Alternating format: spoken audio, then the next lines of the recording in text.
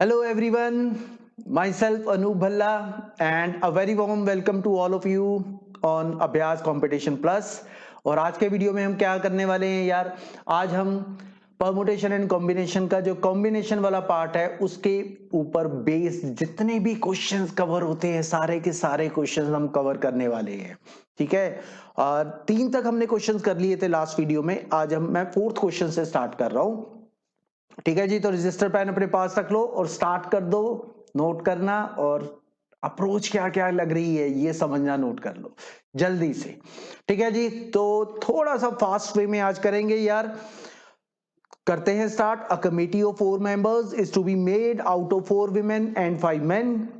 And first question is in how many ways committee can be made. अब इस type के question generally PNC में आपको भर भर के देखने को मिलते हैं भाई लोग। तो पहले लिख लेते हैं कितनी विमेन अवेलेबल है। 4 विमेन अवेलेबल है हमारे पास, और मेन कितने अवेलेबल है, टोटल 5 अवेलेबल है।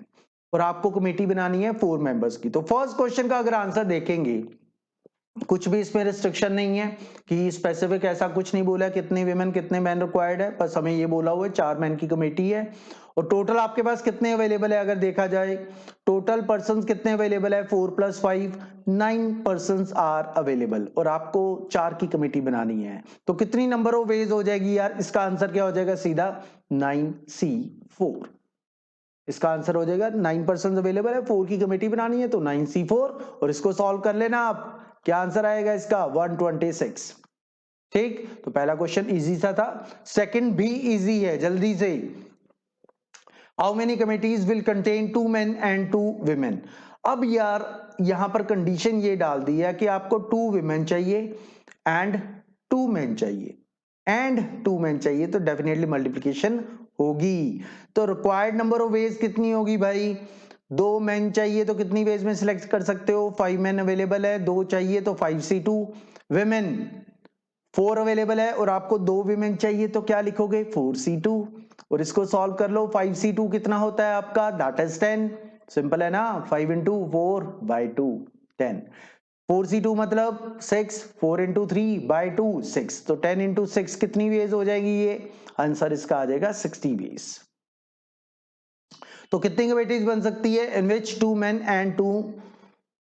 men and 2 women should be there, ये होंगी 60 वेज। अब थर्ड क्वेश्चन के आंसर पे आते हैं यार। थर्ड क्वेश्चन क्या है, how many committees will contain at most 2 women। यार एट मोस्ट 2 women का मतलब क्या है मुझे बताओ।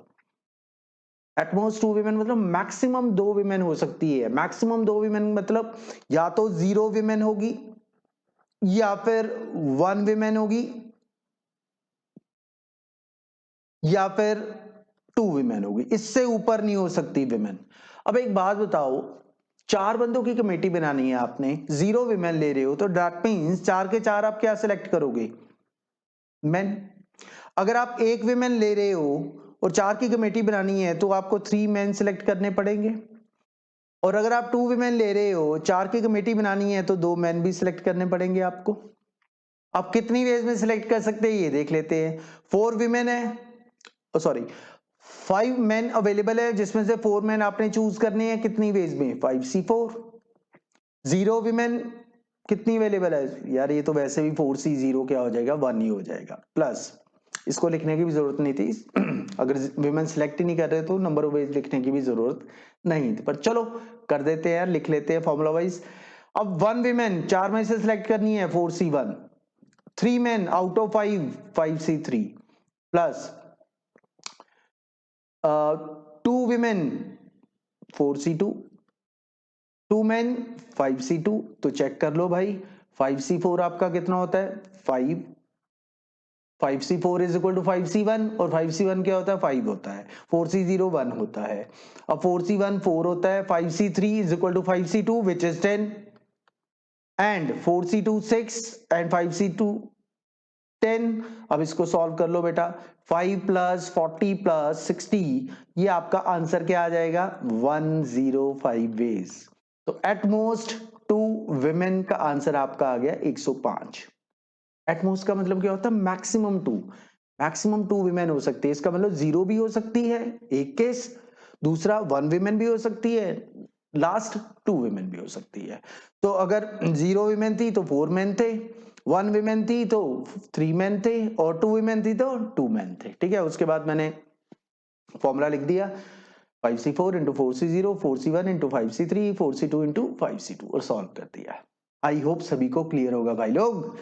बढ़े आगे फिर, चलो फोर्थ पार्ट पे बढ़ रहा हूं भाई, स्पेस नहीं है तो इसको इरेज कर रहा हूं मैं।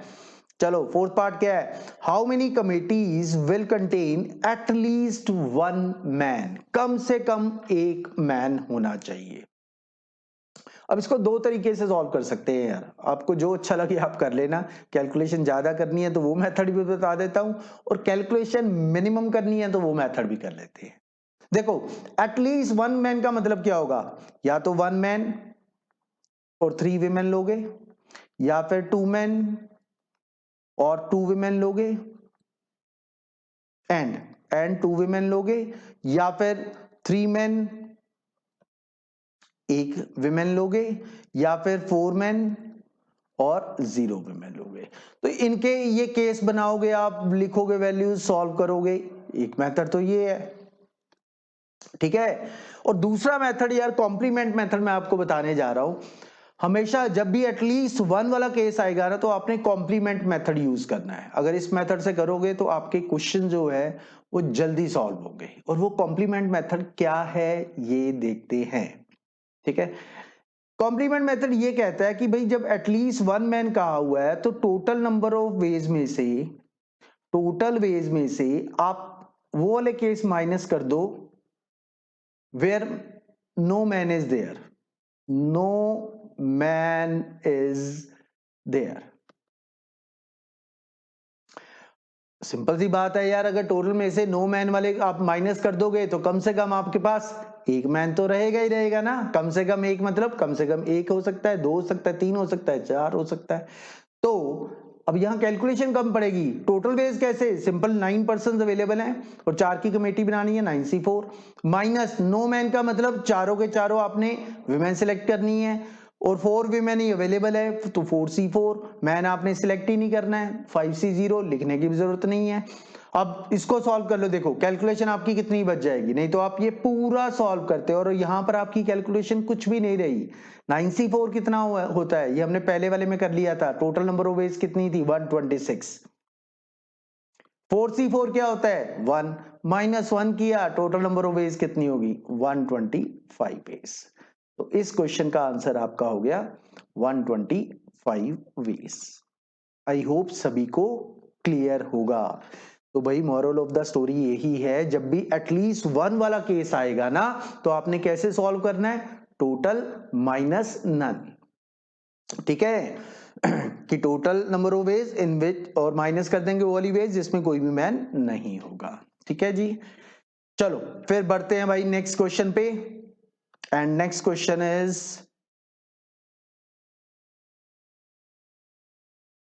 in how many ways can a cricket team of 11 players be selected out of 16 players। ये भी काफी फेमस क्वेश्चन है जिसमें कुछ प्लेयर्स को इंक्लूड करना है, कुछ को एक्सक्लूड करना है। तो ये भी भाई नोट कर लो, इस टाइप के क्वेश्चंस बहुत पढ़ते हैं। किसी भी टाइप का एग्जाम हो, चाहे कोई कॉम्पिटेटिव एग्जाम हो, चाहे आपके +1 +2 के एग्जाम हो, ये क्वेश्चंस आपको देखने को मिल सकते हैं भाई। देखो टोटल नंबर ऑफ वेज अगर देखेंगे, हमारे पास 16 प्लेयर्स अवेलेबल है, 11 प्लेयर की टीम बनानी है, तो टोटल वेज अगर देखेंगे तो वो क्या हो जाएगी, 16C11। ये तो भाई टोटल वेज हो जाएंगी। लेकिन अब हमारे जो क्वेश्चन है यार, ये टोटल नहीं पूछ रहा, ये कुछ कंडीशंस लगा रहा है। पहली कंडीशन के हिसाब से अगर देखें, if 2 particular players are included, अगर 2 पर्टिकुलर प्लेयर जो है वो इंक्लूड करने ही हैं। भाई मान लो इंडियन टीम ही आप सिलेक्ट कर रहे हो, 16 बंदे अवेलेबल है और 11 बंदों की टीम आपने सिलेक्ट करनी है, और आपको ये कह दिया जाए कि भाई हमने रोहित शर्मा और विराट कोहली को तो लेना ही है, ये 2 प्लेयर्स तो टीम में होने ही चाहिए, ये बोल दिया आपको। चाहे आप 11 बंदे सिलेक्ट करो, लेकिन ये 2 प्लेयर्स रोहित और विराट कोहली तो होने ही चाहिए। तो क्या करोगे आप, डेफिनेटली अब सिलेक्ट करने वाले कितने रह गए, अब आपको कितने सिलेक्ट करने हैं भाई, 11 सिलेक्ट करने थे, 2 का दो को तो सीट पक्की है, इन दो प्लेयर्स के बिना तो चलेगा नहीं, तो बचे कितने, आपने सिर्फ 9 सिलेक्ट करने हैं। क्लियर। और टोटल जो जिनमें से सिलेक्ट करने थे वो कितने बचे, 16 बंदे थे, जिसमें से 2 को तो आपने रख ही लिया है। अब आपने जो चूज करना है वो कितनों में से करना है, वो आपने 14 प्लेयर्स में से करना। ठीक है, तो फर्स्ट क्वेश्चन का आंसर क्या हो जाएगा कि 2 बंदे आपने रख ही लिए हैं, अब आपने 14 में से 14 में से out of 14 you have to select 9। तो ये कितनी वेज में कर सकते हो यार, या 14C 9 वेज में कर सकते हो। It is 14C 9 ways. तो पहले क्वेश्चन का आंसर आपका हो जाएगा 14C 9। सॉल्व आप लोग कर लेना भाई लोग, ठीक है। तो जब भी टू पर्टिकुलर प्लेयर इंक्लूडेड कह लेंगे तो आपने टोटल में से भी माइनस कर देना है, और नीचे जो आर होगा मतलब कि जितने सिलेक्ट करने हैं उसमें से भी माइनस कर देना है। ठीक है जी, तो ये पहले क्वेश्चन का आंसर हो गया। सेकंड देखते हैं जी B part. If two particular players are excluded, ये कह रहे हैं कि 2 पर्टिकुलर प्लेयर्स जो है इनको हमने रखना ही नहीं है टीम में। मे बी यार कुछ भी रीजन हो सकता है, मे बी 2 प्लेयर्स जो है उनको इंजरी आ गई, ठीक है, 2 प्लेयर्स को इंजरी आ गई, तो जिसकी वजह से उनको हम टीम में सिलेक्ट नहीं कर सकते, तो 2 एक्सक्लूड हो गए। मान लो 2 प्लेयर्स कोई भी एक्सक्लूड हो गए, एक्स एंड वाई, रीजन उनको कोई इंजरी आ गई सपोज, ठीक है जी। अब अगर यार आपके 2 प्लेयर्स निकल गए, यानी कि 16 में से आपके टोटल अब कितने बचे जिनमें सिलेक्ट करने हैं, 16 में से कितने बचे आपके, 2 प्लेयर्स की तो इंजरी होगी, तो बचे कितने 14। लेकिन अभी भी आपको सिलेक्ट कितने करने हैं, ध्यान दो, आपको सिलेक्ट कितने करने हैं, अभी भी 11 करने हैं। तो अब नंबर ऑफ सिलेक्शंस कितनी होगी, 14 में से 11 सिलेक्ट करने हैं, तो कितनी वेज हो जाएगी 14C 11। ये क्या हो जाएगी 14C 11। क्लियर है भाई। जब कोई पर्टिकुलर प्लेयर्स को एक्सक्लूड कर देंगे तो हम टोटल में से माइनस करेंगे, सिलेक्ट तो हमें उतने के उतने ही करने हैं। क्लियर है भाई सभी को, आई होप यार हो गया होगा क्लियर अब तो सेकंड का आंसर क्या हो गया 14C 11। अब देखते हैं बेटा थर्ड पार्ट। चलो, 2 particular players never come together, 2 players कह रहे हैं कि वो भाई कभी भी इकट्ठे नहीं होंगे, तो कैसे करेंगे। चलो इसको मैं थोड़ी सा स्पेस बना लेता हूं, ये रब कर रहा हूं। चलो, 2 particular players never come together, मान लो 2 प्लेयर्स है एक्स एंड वाई, वो कहते हैं कि भाई हम इकट्ठे नहीं खेलेंगे, हो सकता है लड़ाई होगी हो आप उनमें आपस में। भाई एक्स कहता है कि भाई अगर मुझे टीम में सिलेक्ट करोगे तो आपने वाई को नहीं लेना है, मैं तभी टीम में आऊंगा, यानी कि अगर एक्स हुआ तो वाई नहीं होगा। ठीक है, दूसरा केस वाई कहता है अगर आपने मुझे टीम में लिया तो भैया आप एक्स को नहीं लोगे, उसको नहीं खिलाना। ठीक है जी, दूसरा केस ये भी हो सकता है कि वाई टीम में हो और एक्स ना हो। और तीसरा केस, इस टाइप के क्वेश्चन में सबसे बड़ी गलती सारे स्टूडेंट्स यही करते हैं, वो तीसरा केस नहीं लेते हैं। और वो तीसरा केस क्या हो सकता है भाई, एक्स और वाई आपस में लड़ाई कर रहे हैं ना, ये कह रहे हैं कि हम इकट्ठे टीम में नहीं आएंगे, तो हो सकता है टीम मैनेजमेंट कहे कि भाई तुम लोग दोनों ही जाओ, ना ही हम एक्स को सिलेक्ट करते हैं ना ही हम वाई को सिलेक्ट, हमने दोनों को ही नहीं करना। तो ये जो तीसरा केस है ना, ये इंपॉर्टेंट केस, जब भी आप लोग क्वेश्चन सॉल्व करते हो तो इसको इग्नोर करते हो, तो ये केस भी लेना होता है भाई। 3 केस बनेंगे ऐसे केसेस में जब 2 प्लेयर्स कहेंगे कि हमने इकट्ठे नहीं रहना, तो इस केस में होगा कि मान लो x है y नहीं है, दूसरा केस y है x नहीं है, तीसरा दोनों ही टीम में नहीं है। तो आपने तीनों केस को सॉल्व करके चलना है। ठीक है, तो ये तो आ गया आपका, अगर सॉल्व करोगे लॉन्ग मेथड, और आपकी इसमें गलती होने के चांसेस भी ज्यादा रहते हैं। ये लॉन्ग मेथड है, गलती होने के चांसेस पूरे पूरे रहेंगे, मैं बता रहा हूं। तो इसको सॉल्व कैसे करना है सर, वो भी आ रहा हूं भाई। ऐसे क्वेश्चंस को किस तरह से सॉल्व करना है, जब 2 पर्टिकुलर प्लेयर कहते हैं या 2 पर्टिकुलर मेंबर कहते हैं कि हम इकट्ठे टीम में नहीं हो सकते, हम इकट्ठे कमेटी में नहीं हो सकते, तो कैसे सॉल्व करना है। लॉन्ग मेथड से नहीं करना है, ये मैं बता सकता हूं, मैं सिलेक्शन भी बता सकता था, लेकिन मैं नहीं बता रहा हूं क्योंकि आपने करना ही नहीं है। ऐसे करना कैसे है, शॉर्ट मेथड बता रहा हूं।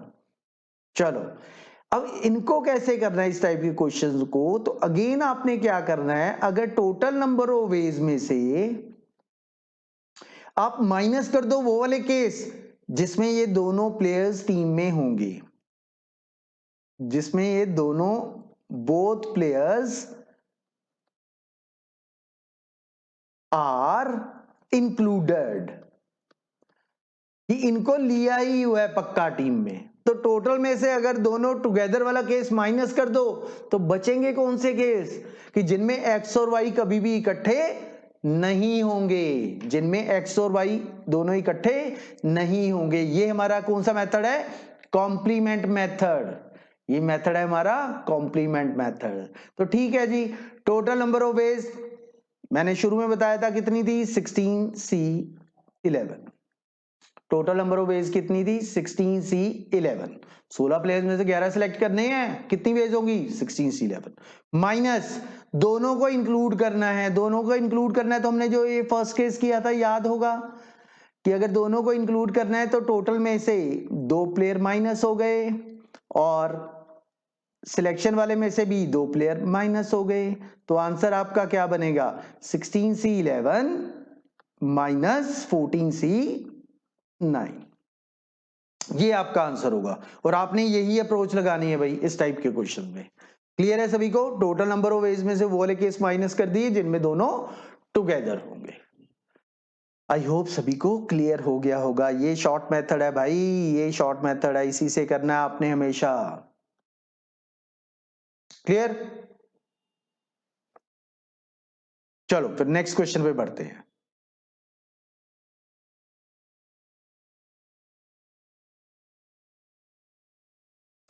अब थोड़ा ज्योमेट्रिक शेप वाले क्वेश्चंस, ठीक है, वो वाले देखते हैं। जैसे इन्होंने दिया, there are 7 points on a circle, how many lines can be made by using these 7 points, how many triangles can be made और how many diagonals can be made.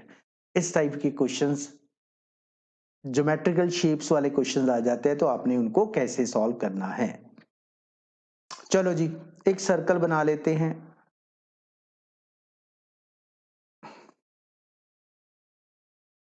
थोड़ी सी मेरे यहाँ पर यार प्रॉब्लम है ड्राइंग में, तो थोड़ा सा वो ये सारा ही रब हो गया। चलो दोबारा बना लेते हैं, कोई बात नहीं।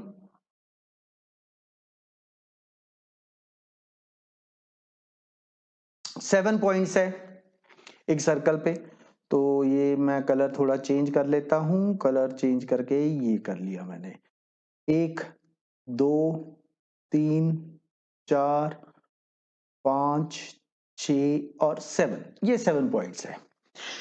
अब ये पूछ रहे हैं how many lines can be made by using these 7 points. अब स्ट्रेट लाइन अगर बनानी है तो आपको एट ए टाइम कितने पॉइंट्स रिक्वायर्ड है, 2। भाई कोई भी 2 पॉइंट्स को मिला दो, स्ट्रेट लाइन बन जाएगी। स्ट्रेट लाइन के लिए at a time how many points are required, 2 points are required.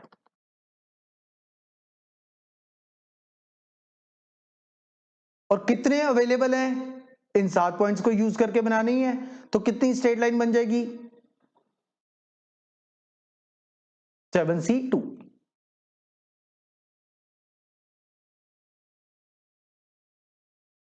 21 straight lines. ठीक, चलो तो यार मेनली इस क्वेश्चन में ये था कि अगर भी कभी भी आपको पूछा जाए how many straight lines can be made by using n points, by using n points, तो नंबर ऑफ स्ट्रेट लाइंस के लिए आपने हमेशा क्या करना है, at a time 2 point select कर ले, तो इसका आंसर होगा NC2। जैसे इस क्वेश्चन में 7 पॉइंट्स थे और हमें एट ए टाइम कितने पॉइंट चाहिए, 2, तो 7C2 इस क्वेश्चन का आंसर हो जाएगा। तो 21 लाइंस आपका आंसर हो जाएगा। क्लियर। अब इसी तरह से ट्राइंगल्स कितनी बन सकती है, पहला क्वेश्चन हो गया हमारा, स्ट्रेट लाइन 2 पॉइंट चाहिए होता है एट ए टाइम, तो ट्राइंगल्स के लिए कितने पॉइंट चाहिए होंगे भाई, ये तो ए पार्ट हो गया। ट्राइंगल बनाने के लिए आपको एट ए टाइम कितने पॉइंट्स रिक्वायर्ड है, 3, और टोटल अवेलेबल कितने हैं, 7। तो भाई कितना आ जाए आंसर, क्या आ जाएगा, नंबर ऑफ ट्राइंगल्स 7c3 और 7c3 अगर सॉल्व करोगे तो क्या होगा भाई 7 इंटू 6 इंटू 5 तीन बार मैंने रिड्यूस किया है, क्यों? क्योंकि नीचे 3 है और नीचे क्या लिखोगे 3 factorial that is 3 into 2। Solve कर लो इसको तो कितना आ जाएगा ये 35 ट्राइंगल्स आर पॉसिबल। ठीक है 7c3 क्योंकि एट अ टाइम आपको 3 पॉइंट चाहिए for making a triangle. Third number of diagonals. Number of diagonals के लिए यार एक फॉर्मूला आप हमेशा याद करना, वो क्या होता है n इंटू एन माइनस 3, ये होते हैं बाय 2, ये नंबर ऑफ डायगोनल्स होते हैं, नंबर ऑफ डायगोनल्स। अगर आपके पास n पॉइंट्स अवेलेबल है और नंबर ऑफ डायगोनल्स निकालने तो वो क्या होंगे n into n minus 3 by 2। ठीक है जी, बेसिकली ये फंडा आया कहां से है यार, डायगोनल्स कैसे बनेंगे खुद सोचो। अगर total number of straight lines में से मैं माइनस कर दूंगा, कौन से केस माइनस कर दूंगा, साइड्स अगर माइनस कर दूंगा तो बचेगा क्या आपके पास, डायगोनल्स ही बचेंगे। इसको लिख लो आप NC2 minus total number of straight line minus अगर साइड्स माइनस कर दी n साइड्स माइनस कर दी तो क्या बचेगा नंबर ऑफ डायगोनल्स, और सॉल्व करोगे ना बेटा यही आएगा n into n minus 3 by 2। ठीक है, और n क्या है यहां पर, नंबर ऑफ पॉइंट्स कितने अवेलेबल हैं 7, तो n की वैल्यू 7 रख दो, तो 7 इंटू 7 माइनस 3 4 बाय 2, तो नंबर ऑफ डायगोनल्स आपके क्या हो जाएंगे 14 डायगोनल्स। ठीक है, तो नंबर ऑफ डायगोनल्स के लिए फॉर्मूला याद कर लो भाई n into n minus 3 by 2। ठीक है, क्लियर है सभी को, तो ये क्वेश्चन आपका कंप्लीट हो गया। Let's move to the next question now.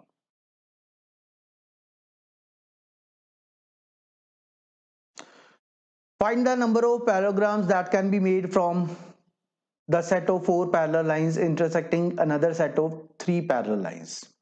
यार पैरेललोग्राम बनाना है, आपके पास 4 लाइंस अवेलेबल है, मान लो रो वाइज, ठीक है, और 3 लाइंस अवेलेबल है मान लो आपको कॉलम वाइज।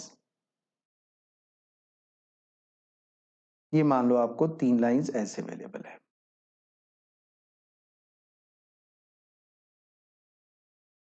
ठीक है, और आपको पैरेललोग्राम बतानी है, कितनी पैरेललोग्राम आपको बनेगी। अच्छा एक बात बताओ, अगर आपने पैरेललोग्राम्स बतानी है कितनी बन रही है, तो पैरेललोग्राम होती क्या है यार बताओ, 2 लाइंस आपको चाहिए रो वाइज और 2 लाइंस आपको चाहिए कॉलम वाइज, उनका इंटरसेक्शन पॉइंट आपको क्या देगा, उनका इंटरसेक्शन पॉइंट आपको क्या देगा, उनका इंटरसेक्शन पॉइंट आपको देगा नंबर ऑफ पैरेललोग्राम्स। तो खुद देखो यार रो वाइज हमारे पास कितनी अवेलेबल है, मान लो ये हमें दिया हुआ है 4 पैरेलल लाइंस अवेलेबल है, तो रो वाइज आपके पास 4c2 बनेगी, और कॉलम वाइज आपके पास कितनी है अवेलेबल लाइंस 3 है, 3 में से आपको 2 सिलेक्ट करनी है, तो इन दोनों का इंटरसेक्शन पॉइंट आपको नंबर ऑफ पैरेललोग्राम्स देगा। तो कितनी बनेगी 4c2 which is 6, 3c2 which is 3, तो कितनी बन जाएगी 18 पैरेललोग्राम्स आपकी बन जाएगी, 18 पैरेललोग्राम्स आपकी बन जाएगी भाई। क्लियर है, कुछ नहीं करना है। पैरेललोग्राम के लिए क्वेश्चन अगर आपको दिए होते हैं तो आपको 2 लाइन चाहिए रो वाइज और 2 लाइन चाहिए आपको कॉलम वाइज, उनका इंटरसेक्शन पॉइंट आपको क्या देगा, एक पैरेललोग्राम देगा। तो रो वाइज कितनी वेज में सिलेक्ट कर सकते हो, 4 पैरेलल लाइंस अवेलेबल है रो वाइज, तो 2 सिलेक्ट करनी है 4c2 वेज, और कॉलम वाइज 3 अवेलेबल है 2 सिलेक्ट करनी है 3c2 वेज, तो टोटल केस आ जाएंगे 18। क्लियर भाई सभी को, तो सिंपल क्वेश्चन था। चलो फिर बढ़ते हैं आगे, और next question is the letter of the word again are arranged and written in dictionary, find the 50th word. यार 50th वर्ड बताना है, ये अगेन काफी इंपॉर्टेंट क्वेश्चन है। यहां तो 50th वर्ड बता दी है, या कई बार क्वेश्चन में होता है find the rank of the word, find the rank of the word. Rank of the word basically यार कुछ नहीं होता है, alphabetic position of the word, alphabetic position of the word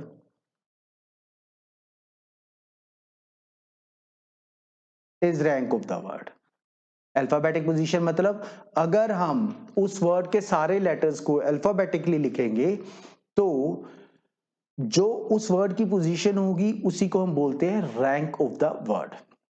जैसे इस क्वेश्चन में ये कहा हुआ है कि अगर हम अगेन के सारे लेटर्स को अल्फाबेटिकली अरेंज करें, डिक्शनरी में अरेंज करने का मतलब क्या होता है यार, अल्फाबेटिकली अरेंज करें। अगर इनको हम अल्फाबेटिकली अरेंज करते हैं तो अगेन कौन से नंबर पे, अगेन में, अच्छा अगेन नहीं, 50th नंबर पे कौन सा वर्ड आएगा, सॉरी ये पूछा हुआ है। अगर अगेन के सारे लेटर्स को हम अल्फाबेटिकली अरेंज करें तो 50th नंबर पे कौन सा वर्ड आएगा, ये आपका क्वेश्चन है भाई। तो ठीक है, अब यार अगेन में कौन कौन से लेटर्स यूज हो रहे हैं, देखो ए हो रहा है, जी हो रहा है, ए हो रहा है, आई हो रहा है, एन, ए तो 2 बार आ रहा है आपका। अगर आप अल्फाबेटिकली फिक्स करते हो, सबसे पहले आप किसको फिक्स करोगे, डेफिनेटली ए को फिक्स करोगे आप। ये आपका फिक्स हो गया। 5 लेटर वर्ड बनाना है आपने, कितने प्लेसेस बचे, 4 प्लेसेस बचे। और आपने किनको, ये तो फिक्स है ए, इसको नहीं अरेंज कर सकते आप। बचे कौन कौन से, मान लो जी बचा है, ए बचा, आई बचा, एन बचा। इनको आप कितनी पेज में अरेंज कर सकते हो, 4 प्लेसेस है, 4 ही लेटर्स है, हम क्या कहेंगे 4 फैक्टोरियल। ये ऐसे भी लिख लो, पहले प्लेस पे 4, दूसरे पे 3, तीसरे पे 2, फिर 1, सीधा क्या आया 4 फैक्टोरियल। तो अगर हम ए को फर्स्ट पोजीशन पे फिक्स करते हैं तो हमारे पास कितने वर्ड्स बनेंगे, 24 वर्ड्स बनेंगे, अगर आपका ए फर्स्ट प्लेस पे फिक्स हो गया। ठीक, नेक्स्ट आप किसको फिक्स करोगे, दोबारा से ए तो कर नहीं सकते, क्योंकि इस ए से जो 24 वर्ड बने हैं वो दूसरे ए से भी तो वही बनने हैं ना, वो तो रेपिटेशन हो जाएगी, तो दोबारा ए नहीं लिख सकते हो। अल्फाबेटिकली ए के बाद क्या आता है, डेफिनेटली यार जी, अल्फाबेटिकली ए के बाद, तो जी को अगर मैं फर्स्ट प्लेस पे फिक्स करता हूं, उससे कितने वर्ड्स बन सकते हैं हमारे पास, बचे कौन कौन से, ए और आई एन बचा हमारे पास। अब भाई इनको चारों को अरेंज करना है तो कितनी वेज में कर सकते हैं, 4 लेटर 4 प्लेसेस 4 फैक्टोरियल। बट यहां पर ए कितनी बार आ रहा है, 2 बार रिपीट हो रहा है, अगर रिपीट होता है तो डिवाइड बाय, जितनी बार रिपीट होता है उतने फैक्टोरियल से डिवाइड, तो ये बनेंगे 4 फैक्टोरियल ओवर 2 फैक्टोरियल, 12 वर्ड्स। तो अगर मैं जी को फर्स्ट प्लेस पे रखता हूं तो जी के साथ कितने वर्ड्स बनते हैं, 12 वर्ड्स बनते हैं। ठीक है, जी भी हो गया हमारा फिक्स। नेक्स्ट अल्फाबेटिकली क्या आएगा, डेफिनेटली आई आएगा। अगर आई को आप फर्स्ट प्लेस पे फिक्स करते हो, बचे क्या आपके पास, ए जी एन, कितनी वेज में अरेंज कर सकते हो, अगेन 4 फैक्टोरियल बाय 2 फैक्टोरियल, तो ये कितना हो जाएगा, 12 वर्ड्स आपके और बन जाएंगे, 12 वर्ड्स आपके और बन जाएंगे। तो टोटल देख लो बेटा कितने वर्ड्स हो गए हैं, 48 वर्ड्स हो गए हैं,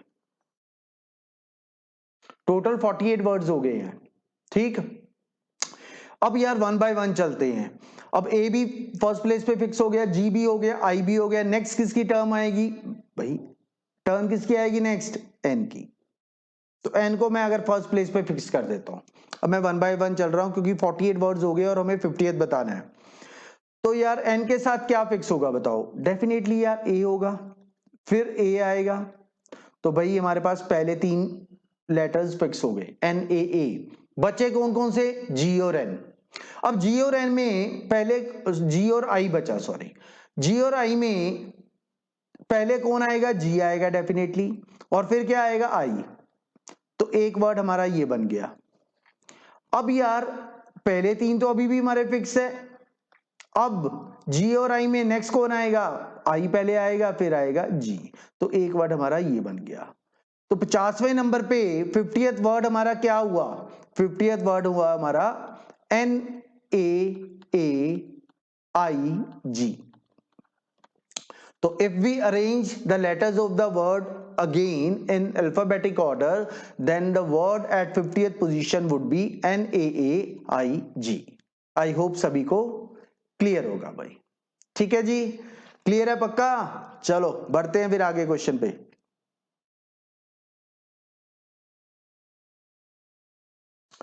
Ten points are worked on a straight line, 11 points on another straight line. How many triangles can be constructed with vertices from among of the above points?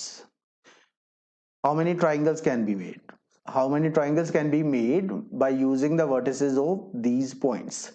अब यार एक बात बताओ, ट्राइंगल बनानी है, ट्राइंगल के लिए कितने पॉइंट्स चाहिए, फॉर ट्राइंगल, ट्राइंगल के लिए कितने पॉइंट्स चाहिए, 3 पॉइंट्स चाहिए।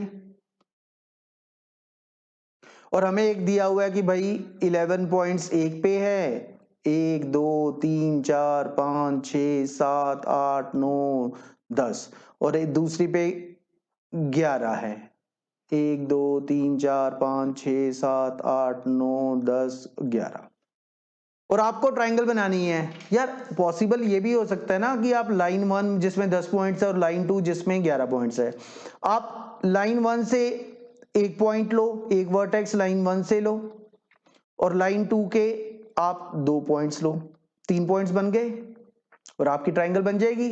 या फिर केस ये हो सकता है कि लाइन 1 से आप 2 पॉइंट्स लो,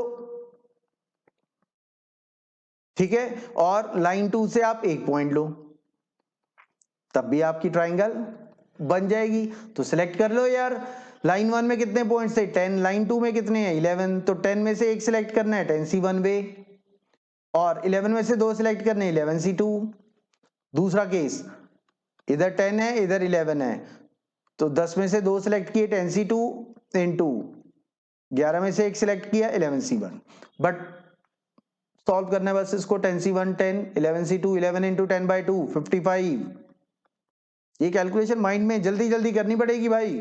10C2 10 इंटू 9/2 45, 11C1 11 ही होता है, तो ये क्या हो गया 550, और ये क्या हो गया 495। ऐड कर दो जरा जल्दी से 1045। तो total number of triangles which can be made by using these points is 1045। तो आंसर आपका हो जाएगा थर्ड ऑप्शन। क्लियर है भाई सभी को? हाँ जी, आ रहा है मजा? डिफरेंट टाइप के क्वेश्चंस कॉम्बिनेशन में क्या क्या सॉल्व कर सकते हैं देख लो भाई। चलो बढ़ते हैं हम नेक्स्ट क्वेश्चन पे। चलो, there are 40 lines in a plane of which a set of 12 lines are concurrent at point A. concurrent मतलब एक ही पॉइंट से जो स्टार्ट हो रही है, ठीक है, 15 लाइंस एक ही पॉइंट पे है, एक ही पॉइंट ए पे है, मान लो ये 15 लाइंस है, और 12 लाइंस है ए पॉइंट पे, और 15 लाइंस जो है वो बी पे है, सॉरी बी पॉइंट पे है, ये 15 लाइंस है, और बाकी की बची 40 में से 12 पॉइंट्स पॉइंट ए पे कॉन्करेंट है, 15 लाइंस पॉइंट बी पे कॉन्करेंट है, and the remaining lines are parallel. बाकी की कितनी बची 13 लाइंस, ये पैरेलल है, पैरेलल लाइंस।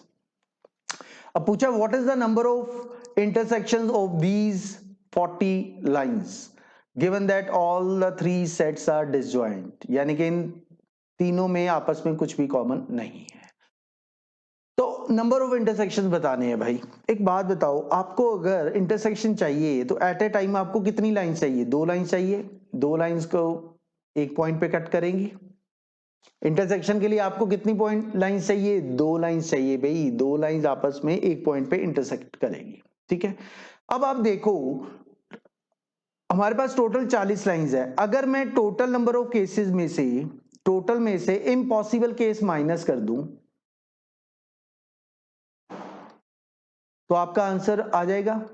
इम्पॉसिबल केस क्या भाई, 40 लाइन थी और इंटरसेक्शन के लिए एट ए टाइम 2 चाहिए, तो टोटल 42 केस बन सकते थे। लेकिन बेटा ये जो 12 लाइंस है पॉइंट ए पे कॉन्करेंट है, एक ही पॉइंट पे कट कर रही है, ये सिर्फ एक ही पॉइंट पे कट कर रही है। इसका मतलब ये 12 लाइंस और कोई इंटरसेक्शन आपको नहीं दे सकती, 12C2 इंटरसेक्शन आपको नहीं दे सकती, एक्सेप्ट वन, कि वो पॉइंट ए पे तो कट कर रही है, एक इंटरसेक्शन को छोड़ के और कोई इंटरसेक्शन नहीं दे सकती है। तो इसलिए मैंने -12C2 की ये लाइन आपस में कहीं और कट नहीं कर सकती है एक्सेप्ट वन पॉइंट जो ए पे कर रही है। तो इसलिए मैंने माइनस इम्पॉसिबल केस किया 12C2, +1 क्यों किया? क्योंकि पॉइंट ए पे तो कट कर रही है वो। इसी तरह से जो 15 लाइंस पॉइंट बी पे कट कर रही हैं, सिर्फ एक ही पॉइंट पे कट कर रही हैं, तो इसका मतलब ये बाकी कोई और इंटरसेक्शन नहीं दे सकती, तो -15C2 करोगे और कोई इंटरसेक्शन नहीं दे सकती एक्सेप्ट वन, जो पॉइंट बी पे ऑलरेडी वो कट कर रही है वो तो होगा, ठीक है। और जो 13 लाइंस है भाई, ये लाइंस तो पैरेलल है, ये आपस में कहीं भी कट नहीं कर सकती, पॉइंट ऑफ इंटरसेक्शन नहीं दे सकती, तो -13C2 इसके लिए भी करोगे। तो मैंने कुछ नहीं किया यार, टोटल नंबर ऑफ केसेस में से आपके जो इम्पॉसिबल केस है वो मैंने माइनस कर दिए हैं और कुछ नहीं किया है। तो भाई सॉल्व करना है, बाकी तो आपने 40C2 है तो क्या होगा 40 × 39/2 सॉल्व कर लो। 20 × 39 780 हो जाएगा ये।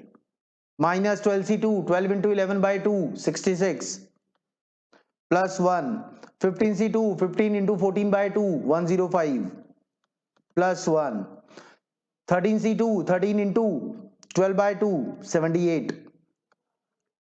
बस इसको सॉल्व करो, आंसर आपका आ जाएगा 533। तो थर्ड ऑप्शन आपका आंसर हो जाएगा। आई होप सभी को क्लियर हो गया होगा भाई। अभी ज्योमेट्रिकल शेप्स के ऊपर क्वेश्चन चल रहे हैं, इंटरसेक्शन वाले भी कर लिए, ट्राइंगल वाले भी कर लिए, स्ट्रेट लाइन वाले भी कर लिए, ये सारे हमने कर लिए हैं, ठीक है, और डायगोनल्स वाले भी कर लिए हैं, ठीक है जी। क्लियर है सभी को? टोटल नंबर ऑफ केसेस में से इम्पॉसिबल केस माइनस कर दिए। चलो जी, आज हमने ज्योमेट्रिकल शेप्स के ऊपर क्वेश्चंस कर लिए हैं और कॉम्बिनेशन पे कुछ हमने और भी क्वेश्चंस किए हैं, जिसमें कुछ प्लेयर्स इंक्लूडेड वाले, एक्सक्लूडेड वाले क्वेश्चंस और सिलेक्शन वाले क्वेश्चंस हमने कमेटी बनाने वाले क्वेश्चंस किए हैं। तो आज के लिए इतना ही यार। आपने जितने भी क्वेश्चंस करवाए हैं उन कंसेप्ट्स को अच्छे से रीड करना है, ठीक है, और नोट कर लेना है। बाकी इसके ऊपर हम क्वेश्चन कॉम्बिनेशंस के ऊपर कुछ और बनते हैं, वो नेक्स्ट क्लास में डिस्कस करेंगे। तो आज के लिए इतना ही।